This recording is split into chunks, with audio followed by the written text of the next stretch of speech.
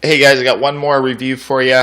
I've done quite a bit more to the new Asus G75 laptop I picked up from Best Buy yesterday. Pretty amazing laptop. You can do quite a bit with it. If you follow a few guidelines I'm about to point out, you can overclock this thing pretty darn far. So let me run through a couple things real quick so I'm not taking too much of your time up. So I've got some new scores on 3D Mark Vantage.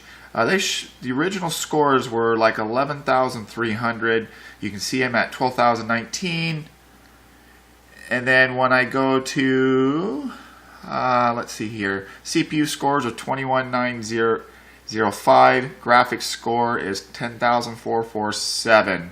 So my scores have gone up quite a bit from the last bit of testing I've done. I'll put a link to where all the reviews that I'm doing are.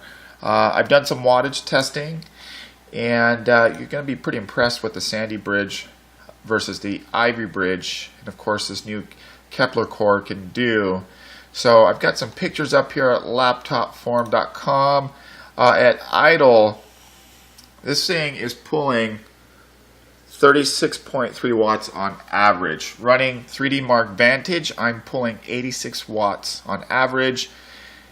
And then when I run Prime, and I can't remember the name of the other benchmark, another benchmark that stresses this thing out quite a bit, maxes it out. I'm running them both at the same time.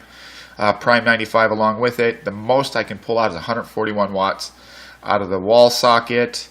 So it's doing extremely well. I went ahead and pulled out the 1 terabyte Seagate hard drive. Let's see if you can get the model numbers on there. It's probably not going to focus.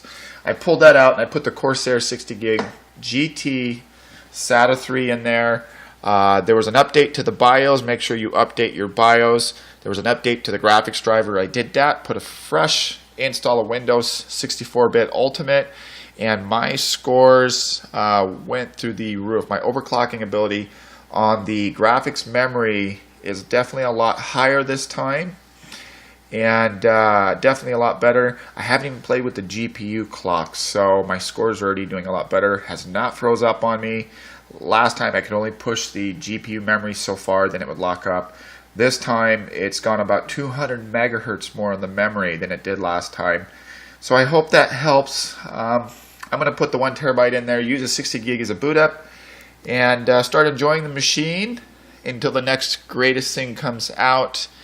Get some games on here, have some fun with it. I hope you guys do the same. It's a really good system, has a beautiful screen, runs really cool and quiet. Even when I pushed it to 140 watts power usage out of the outlet, it never once got loud or got hot. It does not get hot on your lap if you have it on your lap. A little bit of heat comes out of the back. Definitely, they did their homework on this laptop, guys. Don't hesitate to buy it.